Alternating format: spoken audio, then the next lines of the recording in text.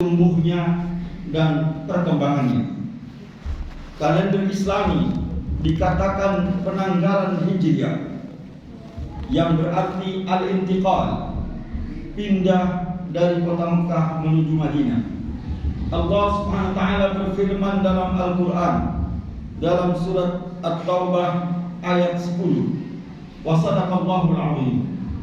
Was-sabiquna al-awwaluna minal muhajirin wal ansari walladzina ittaba'uuhum biihsanin radhiyallahu 'anhum wa radu anhu wa'adda lahum jannatin tajri tahtal anharu khalidina fiha abada dzalikal fawzul 'adzim. Orang-orang yang terdahulu, lagi yang pertama-tama masuk Islam, di antara orang-orang muhajirin dan ansar, dan orang-orang yang mengikuti dengan baik dalam hal amal perbuatan mereka, Allah ridha, senang kepada mereka melalui ketaatan mereka kepadanya, dan mereka pun ridha kepada Allah SWT akan pahala yang disediakan, dan Allah menyediakan bagi mereka sungai-sungai yang mengalir, sungai-sungai itu di surga. Di bawahnya ada sesuatu mata air yang luar biasa dan menyenangkan. Mereka itu kekal di dalamnya selama-lamanya. Itulah kemenangan yang besar. Hadirin yang terhormat, ayat di atas mengandung info bagi kita semua. Yang pertama, kemuliaan orang-orang yang terdahulu yang masuk dalam Islam adalah generasi Mekah, itulah kaum muhajirin. Dua, orang-orang muhajirin dan ansar adalah panutan yang terbaik bagi generasi berikutnya setelah sahabat Nabi hingga saat ini. Tiga, muhajirin dan ansar merupakan orang-orang yang dijanjikan oleh Allah SWT masuk dalam surganya. Empat, mereka mendapatkan surga sebab orang-orang muhajirin ketika menemui orang-orang ansar, mereka itu dihormati, dimuliakan, dan menjadi saudara seiman.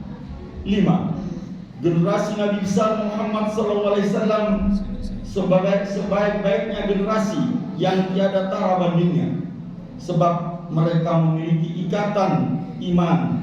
Contoh orang-orang ansar dalam memuliakan saudara-saudaranya orang-orang muhajirin. Ikhwani rahimahullah, mereka itu datang tidak membawa harta orang-orang muhajirin itu.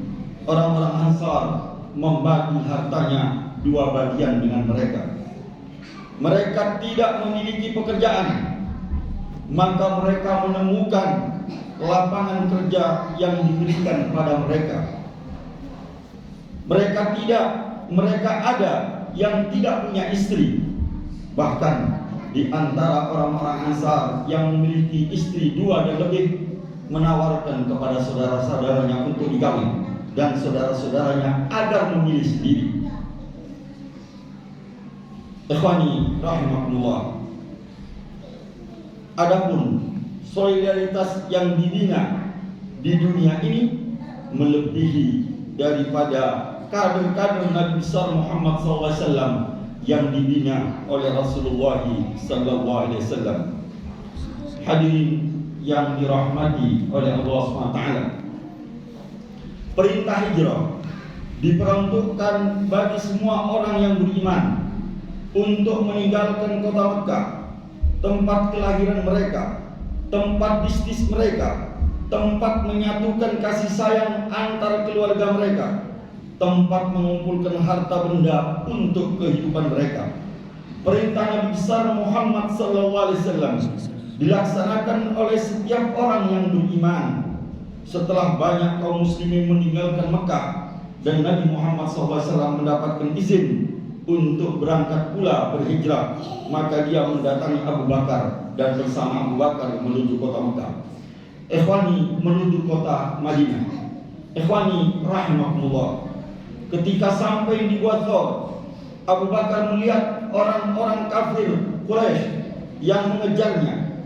Jika mereka memeriksa dan melihat ke bawah kakinya, tentu akan diketemukan keberadaannya. Abu Bakar merasa takut.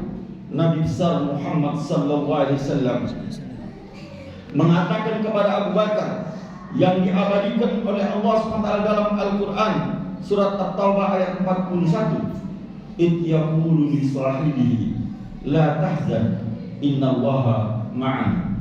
Ketika dia mengatakan kepada sahabatnya, Rasul mengatakan kepada Abu Bakar, "Janganlah engkau bersedih, innallaha ma'ana." Sesungguhnya Allah bersama kita.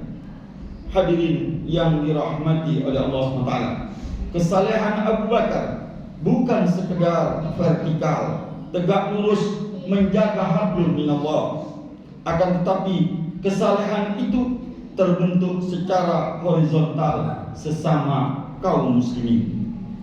Hadirin yang dirahmati oleh Allah SWT, sejarah menulis seorang sahabat yang tersohor, yaitu Suhaib Ar-Rumi, di mana beliau mengikuti jejak sahabat-sahabatnya juga yang lain berhijrah dari Mekah ke kota Madinah.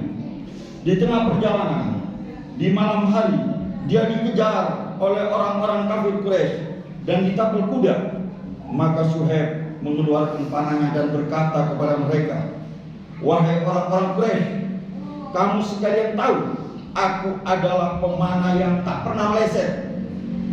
Tidak kalian menyakiti diriku, kecuali aku akan membunuh kalian dengan panahku ini.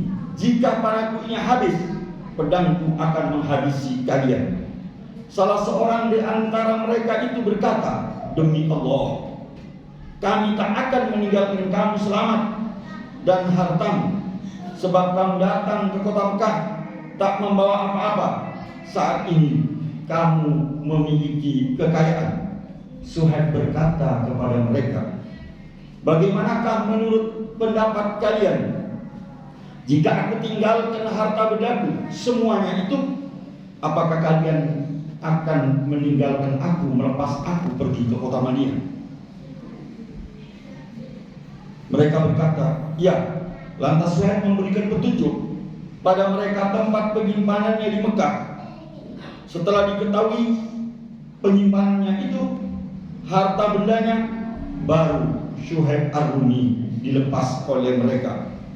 Sesampainya di kota Madinah, ia menemui Nabi besar Muhammad SAW, dan Nabi ketika itu berada di kota Quba. Apa kata Nabi? "Rabihal bai' ya Aba Yahya. Rabihal bai' ya Aba Yahya. Rabihal bai' ya Aba Yahya."